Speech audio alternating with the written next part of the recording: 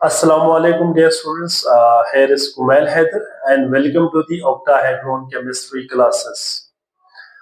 आज का हमारा जो लेक्चर होगा बेटा वो चैप्टर नंबर 3 है chemical bonding first year chemistry according to the new syllabus of federal board.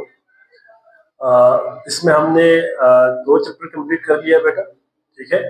और अब हमारा चैप्टर नंबर 3 शुरू हो रहा है यहाँ पे, दैट इज केमिकल बॉन्डिंग। ये चैप्टर थोड़ा सा टेक्निकल भी है और इम्पोर्टेंट भी है, पेपर के हवाले से लॉन्ग क्वेश्चन यहाँ से लाजमी आता है, specially theories of covalent bonding में से आता है। तो इंशाल्लाह हम इसको डिटेल में पढ़ेंगे वन बाय वन। तो आज का हमारा पहला लेक्चर होगा बेटा, और आज का हमारा लेक्चर होगा इलेक्ट्रोनेगेटिविटी के ऊपर। तो इलेक्ट्रोनेगेटिविटी स्टार्ट करते हैं बेटा आज का लेक्चर हम। इलेक्ट्रोनेगेटिविटी का जो टर्म है ना बेटा, इसको डिस्कवर्ड किया था लिनस पॉलिंग ने, discovered by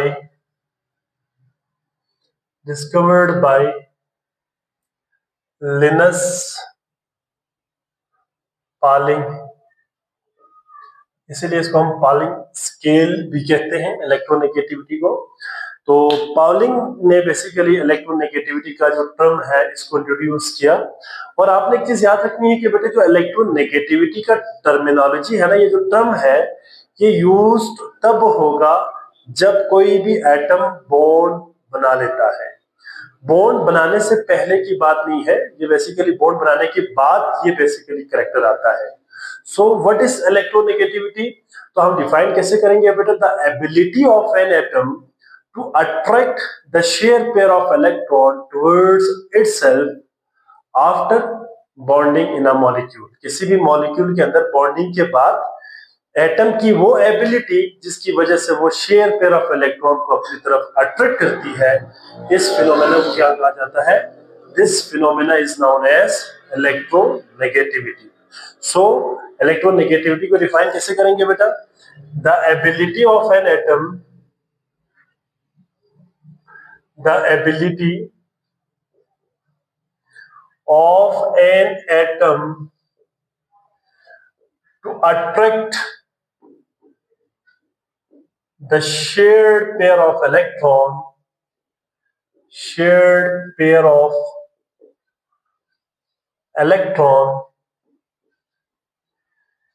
towards itself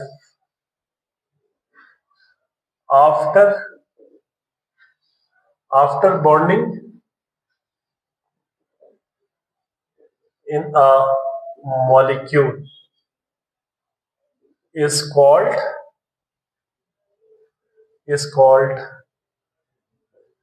electronegativity. ठीक है बेटा, इसको हम क्या कहेंगे? इलेक्ट्रोनेगेटिविटी।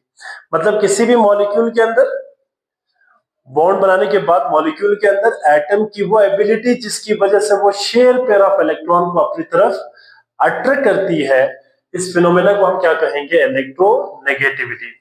और याद रखिएगा electronegativity is a dimensionless property, means इसका कोई यूनिट नहीं होता। ठीक है, यहां पे हम कह सकते हैं कि डायमेंशनलेस प्रॉपर्टी है बेटा, dimensionless property means no unit, इसका कोई यूनिट नहीं होता। ठीक है, एक एग्जांपल से मैं आपको थोड़ा सा इसको समझा देता हूं। फॉर एग्जांपल बेटा, एक एग्जांपल यहां पर मैं कोट कर रहा हूं। Let's suppose we have a molecule like HCl, एक मॉलिक्यूल है हमारे पास। अब आपको पता है कि HCl मॉलिक्यूल में, ठीक है, हाइड्रोजन क्लोराइड भी कहते हैं इसको, HCl मॉलिक्यूल भी कहेंगे आप इसको, HCl। अब इस HCl मॉलिक्यूल में क्लोरीन की इलेक्ट्रोनेगेटिविटी सबसे ज्यादा है यहाँ पे हाइड्रोजन की निस्बत। ठीक है, सबसे ज्यादा सम्राट यहाँ पे हाइड्रोजन से ज्यादा है। तो क्लोरीन क्या करेगा? बॉन्ड बनाने के बाद जो शेयर्ड पेयर ऑफ इलेक्ट्रॉन है ना, उसको अपनी तरफ ज्यादा अट्रैक्ट करेगा। ठीक है, जब अपनी तरफ ज्यादा अट्रैक्ट करेगा तो जो हाई इलेक्ट्रोनेगेटिव एटम होगा उसके ऊपर पार्शियल नेगेटिव चार्ज आता है, और जो लो इलेक्ट्रोनेगेटिव एटम के ऊपर पार्शियल पॉजिटिव चार्ज आता है। यहाँ पे आप एक चीज याद रखिएगा, जो हाईएस्ट इलेक्ट्रोनेगेटिव एटम कौन सा है बेटा? फ्लोरीन। पूरे पीरियोडिक टेबल में सबसे ज्यादा इलेक्ट्रोनेगेटिव एटम कौन सा है बेटा? फ्लोरीन है। और ये फ्लोरीन बॉन्ड बनाने के बाद शेयर पेयर ऑफ इलेक्ट्रॉन को अपनी तरफ सबसे ज्यादा अट्रैक्ट करता है और इसकी इलेक्ट्रोनेगेटिव वैल्यू भी सबसे ज्यादा क्या है बेटा? इसकी मैग्नीट्यूड क्या है? That is 4.0। 4.0 इसकी इलेक्ट्रोनेगेटिविटी होती है फ्लोरीन की। तो ये पॉइंट आप लोगों ने याद रखनी है। इसके बाद आता है बेटा फैक्टर्स अफेक्टिंग द इलेक्ट्रोनेगेटिविटी। जाहिर बात है कुछ फैक्टर्स है जो इलेक्ट्रोनेगेटिविटी के ऊपर अफेक्ट करती है। तो हम यहाँ पे देखते हैं following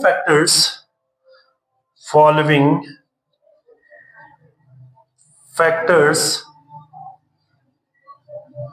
affect electronegativity of an atom. ठीक है, ऑफ एटम। चलिए मैं इसको ऐसा लिखता हूं, ऑफ एटम। पहला है बेटा साइज ऑफ एटम।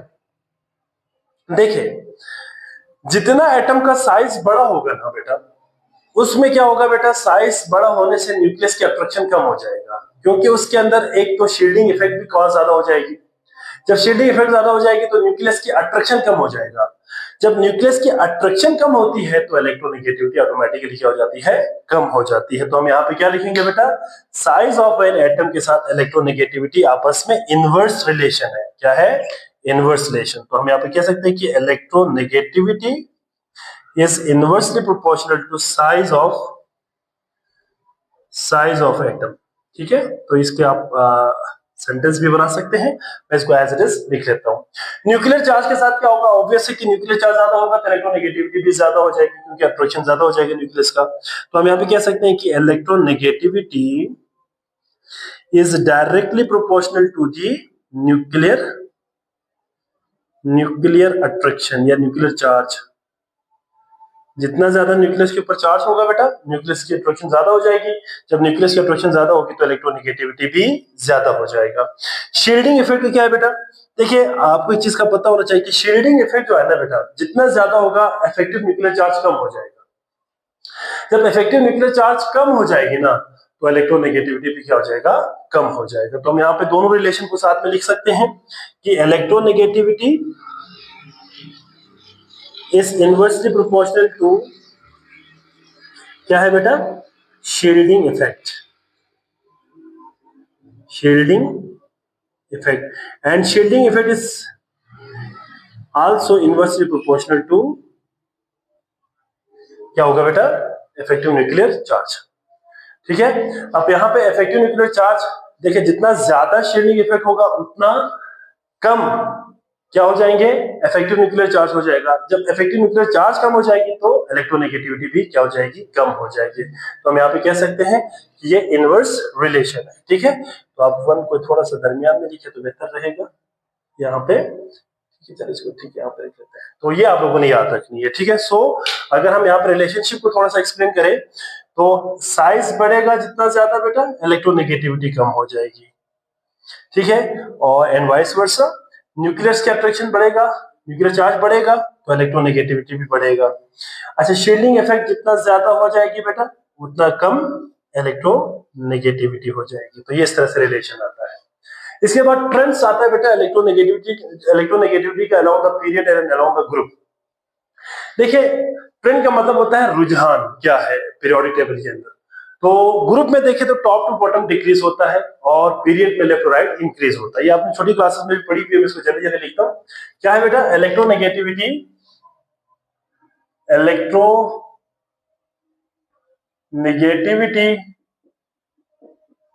डिक्रीज होती है from top to bottom in group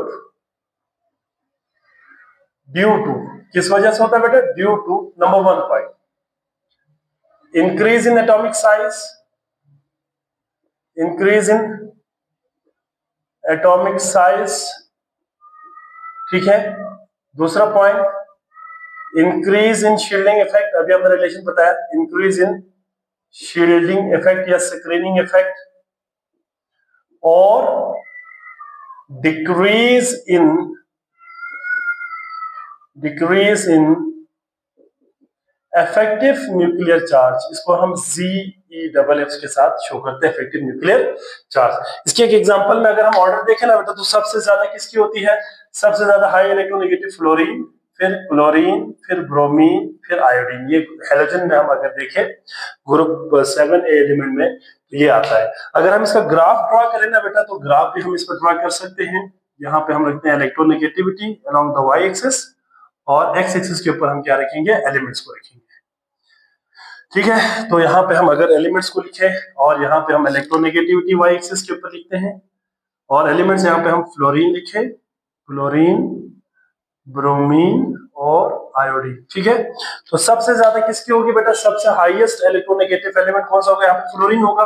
तो ये ग्राफ हम चले सपोज करते हैं कि ये बना लेते हैं कि दिस इज द हाईएस्ट, 4 यहाँ पे आएगा।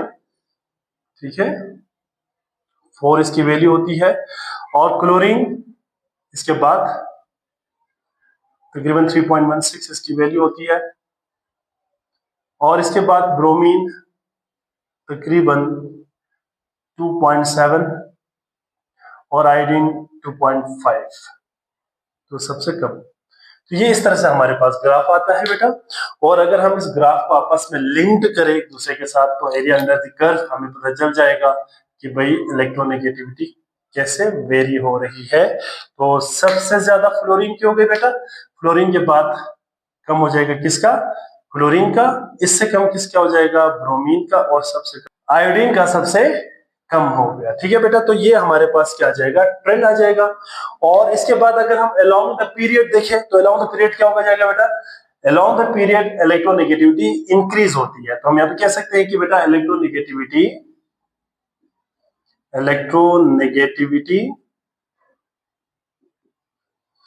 increases from left to right in period, left to right in period due to, क्या होगा बेटा? पहला point, due to number 1 decrease in atomic size, atomic size decrease हो जाएगा। Number 2 point is shielding effect तो कांस्टेंट रहेगा। ठीक है, लेकिन यहाँ पे क्या हो जाएगा बेटा? यहाँ पे इंक्रीज हो जाएंगे, increase in effective nuclear charge, effective nuclear charge यहाँ पे क्या हो जाती है?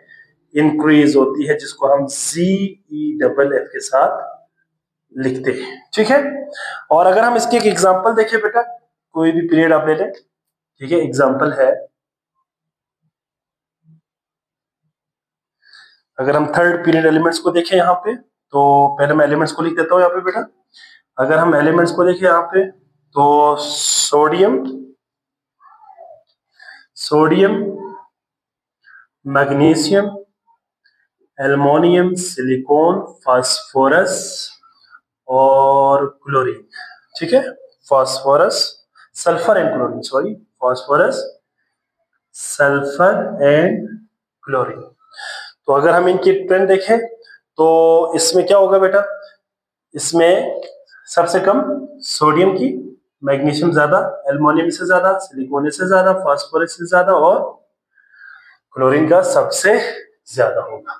अगर हम इसका भी ग्राफ बना लेते हैं,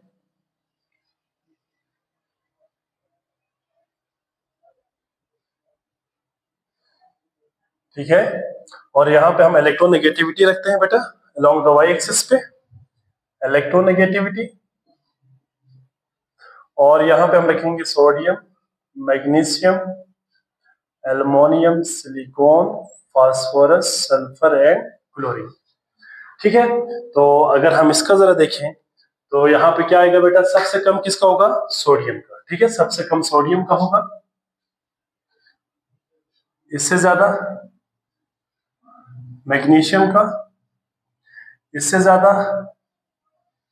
एल्युमिनियम का, और इसी तरह से सल्फर, सिलिकॉन, ठीक है, फास्फोरस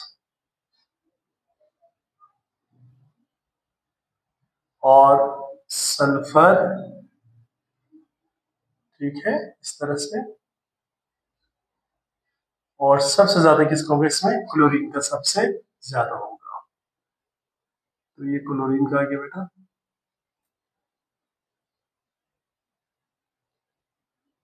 ये सबसे ज्यादा क्लोरीन का आ गया।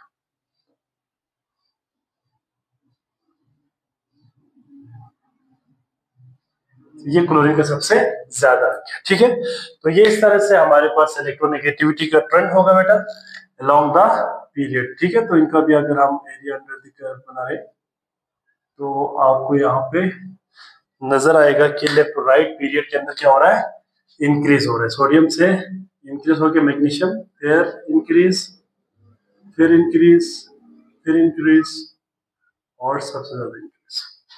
यहाँ पे एक चीज आपने याद रखनी है बेटा, मैं नोट की शक्ल में यहाँ पे लिखता हूँ, इस पॉइंट को आप लोगों ने याद रखनी है, नोट की शक्ल में लिखें। The term electronegativity is not assigned to the noble gases. Noble gases के लिए, noble gases के ऊपर ये इम्प्लीमेंट नहीं होता इलेक्ट्रोनेगेटिविटी का टर्म। क्यों? क्योंकि वो बॉन्डिंग नहीं करता अंडर द ऑर्डिनरी कंडीशंस। ठीक है, क्योंकि आपको पता है कि बॉन्डिंग के बाद ये टर्मिनोलॉजी अप्लाई होती है इलेक्ट्रोनेगेटिविटी का। तो जो हमारे पास नोबल गैसेस है वो बॉन्डिंग नहीं करता अंडर द नॉर्मल कंडीशंस, इसलिए इनके ऊपर इलेक्ट्रोनेगेटिविटी का टर्म जो है वो इम्प्लीमेंट या अप्लाई नहीं होता। तो हम यहाँ पे कह सकते हैं कि बेटा electronegativity is not assigned to noble gas because they do not form a bond due to stable electronic configuration.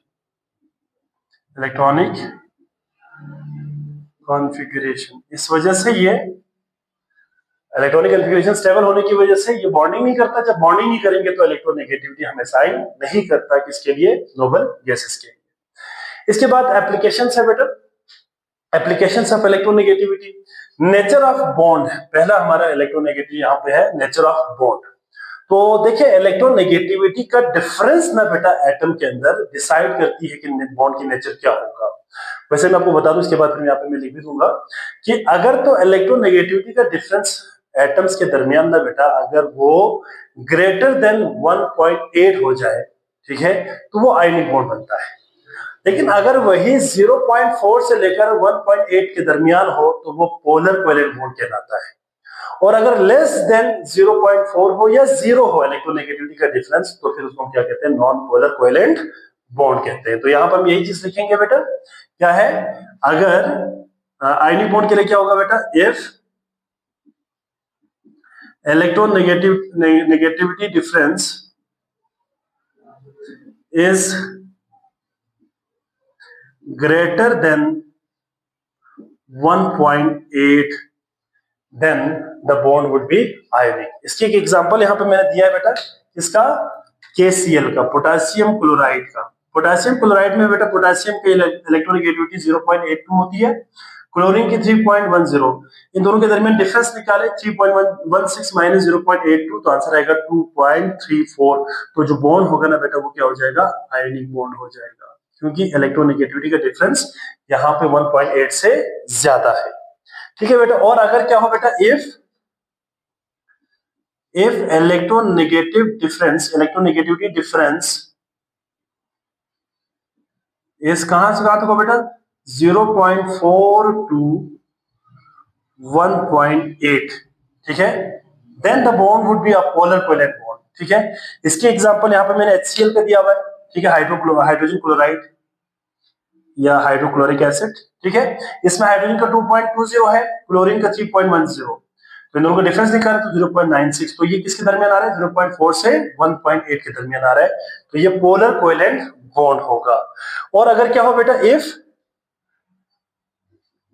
if electronegative difference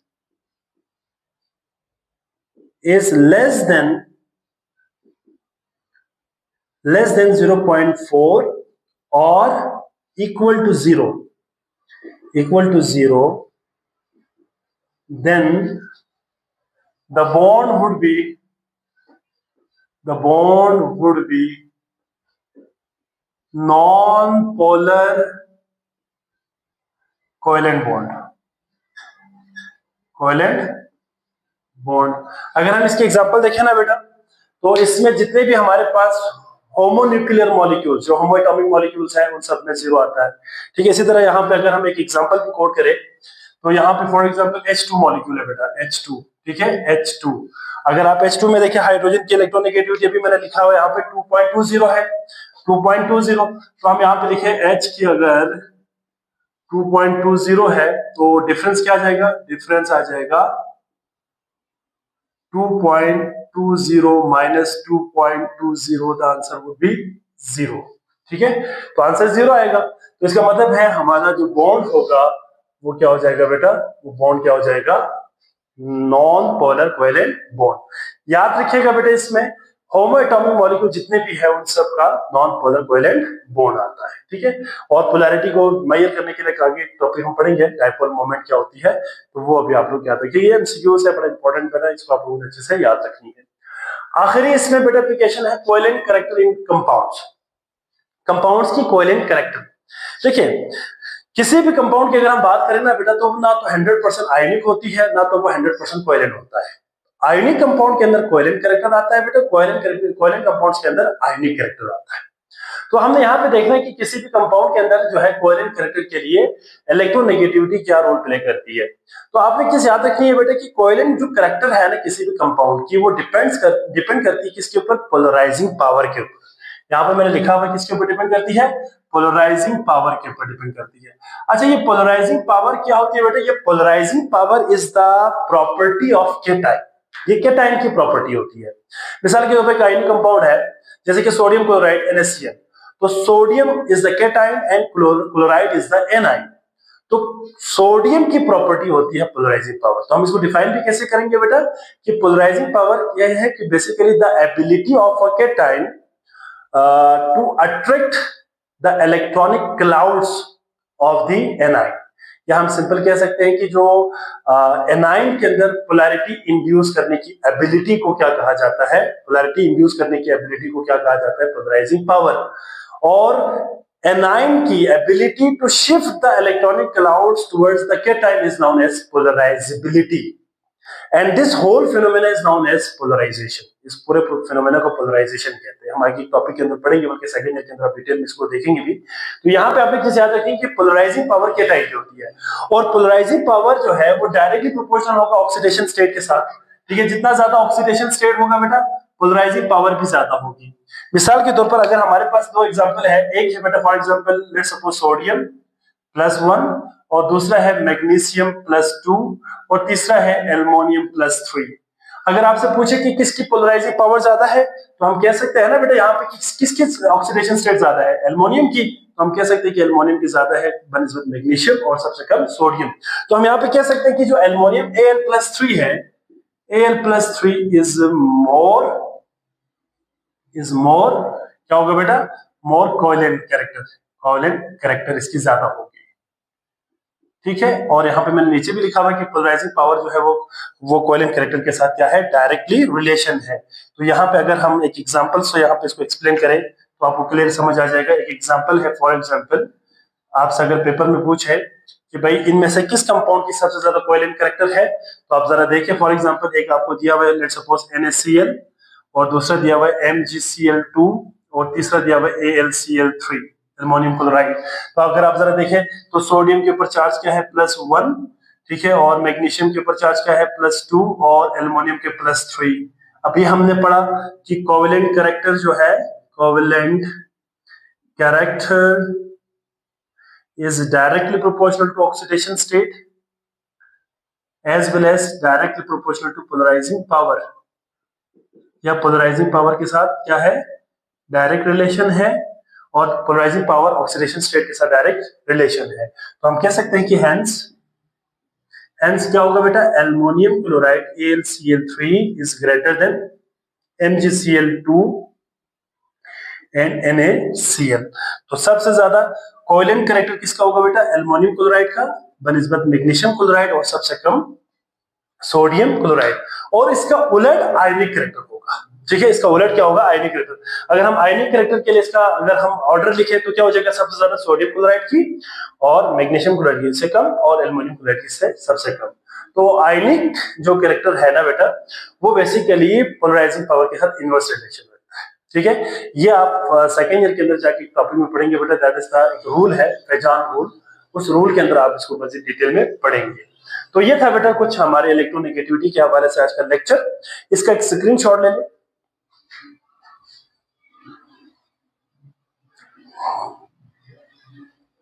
ji, I hope so बेटा आप तमाम बच्चों को समझ आ गए होंगे। आज का लेक्चर बड़ा सिंपल सा लेक्चर था बेटा इलेक्ट्रोनेगेटिविटी के ऊपर। ठीक है, और इसके बाद अगला हमारा टॉपिक इंशाल्लाह डायपोल मोमेंट होगा इसका, और इंशाल्लाह ये चीजें साथ साथ कवर होंगे। अच्छा, इसमें एक और चीज भी है बेटा, देखिए कुछ बच्चे मुझे बता रहे थे कि सर लेक्चर्स को जो है थोड़ा सा ज्यादा और जल्दी जल्दी अपलोड करें।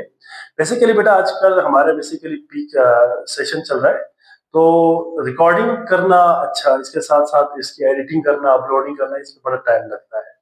और मैं साथ साथ आपको 10 भी करवा रहा हूँ यहाँ पे, बच्चों को 10 की भी मैं कोर्स यहाँ पे सेशन कर रहा हूँ, साथ साथ फर्स्ट ईयर भी है और सेकेंड ईयर भी है। तो ऑब्वियसली टाइम थोड़ा ज्यादा लगता है। मैं पूरी कोशिश करूंगा कि बेटा मैक्सिमम से मैक्सिमम लेक्चर्स को आपको साथ साथ अपलोड करता जाऊँ। ठीक है, और इसमें यह है कि मैं वीकेंड पे बेसिकली लेक्चर्स को मैं अपलोड करता हूँ। बाकी मैं डेली बेस पे, हालांकि हमारी इतनी बिजी स्केड्यूल होने के बावजूद भी मैं लेक्चर्स को रिकॉर्ड तो कर रहा हूँ, लेकिन मैं अपलोडिंग जो है वो वीकेंड पे करूंगा। लाइक सैटरडे संडे या कोई भी अगर कोई छुट्टी होती है, कोई लोकल हॉलीडे होती है, तो फिर मैं उसमें बैठ के फिर अपलोड कर दूंगा। तो हफ्ते में एक दिन लाजमी लेक्चर आया करेगा, लेकिन डेली बेस पे अपलोडिंग करना थोड़ा सा मुश्किल है। मैं कोशिश पूरी करूंगा जब मुझे टाइम मिला मैं अपलोड कर दूं। अदरवाइज वीक में एक दफा जरूर लेक्चर आपको मिलेगा। ठीक है, और इस वक्त मेरी पूरी कोशिश होगी कि मैक्सिमम जो है सिलेबस को कवर करूं। बाकी मैं ये आपसे वो प्रॉमिस नहीं करूंगा कि 100% सिलेबस जो है दिसंबर जनवरी तक मैं खत्म करूंगा, ऐसा नहीं है। मैं मैक्सिमम से मैक्सिमम लेक्चर्स यहाँ पे मैं कवर करूंगा, क्योंकि मैंने 3 सेशंस को साथ में लेके जा रहा हूँ। 10th भी है, फर्स्ट ईयर भी है और सेकेंड ईयर भी। तो बच्चों की क्योंकि डिमांड भी थे, बच्चे बार बार कह रहे थे कि सर हमें ये लेक्चर चाहिए, तो मैं तीनों को साथ लेके जा रहा हूँ। तो इसलिए तो ऑब्वियसली सिलेबस को जरा कवर करना या लेक्चर सारे एकदम अपलोड करना थोड़ा सा मुश्किल है। अगर एक सेशन होता तो कोई मसला नहीं था, फर्स्ट ईयर होता या सेकेंड ईयर होता तो फिर मैं डेली भी कर लेता, इतना प्रॉब्लम नहीं था। लेकिन ये तीनों को साथ साथ करना है, फिर लेक्चर रिकॉर्डिंग के बाद फिर इनकी एडिटिंग है, फिर थंबनेल बनाना है, फिर इसकी अपलोडिंग में बड़ा टाइम लगता है। तो बहुत टाइम कंज्यूमिंग चीज होता है, बट ये मैं अपने पैशन से कर रहा हूँ, इसमें कोई वो नहीं है, अपने शौक से मैं इस चीज को कर रहा हूँ। तो बहरहाल बच्चों का बहुत शुक्रिया, आप लोग इसको बड़ा जो है रिगार्ड करते हैं। तो बस यहाँ पे बेसिकली यही बताना था मैंने कि टाइम लगेगा, लेकिन मैं वीक में एक लेक्चर या 2 लेक्चर लाजमी जो है हर सेशन हर क्लास की जो है अपलोड किया करूंगा। जैसे कि मैं 10th का कर रहा हूँ, फर्स्ट ईयर का और सेकेंड ईयर का। तो साथ रहे, ठीक है, आप लेक्चर्स को देखते जाए और अपने दोस्तों को भी शेयर करें। और कोई प्रॉब्लम हो तो आप लोग कमेंट सेक्शन में लाजमी सवाल करें। बाकी इंशाल्लाह मैं पूरी कोशिश करूंगा बेटा की चीजों के साथ साथ जल्दी जल्दी अपलोड करूँ। बाकी लेक्चर को यहीं पे स्टॉप करते हैं। अपना बहुत सारा ख्याल रखिएगा। अल्लाह हाफिज।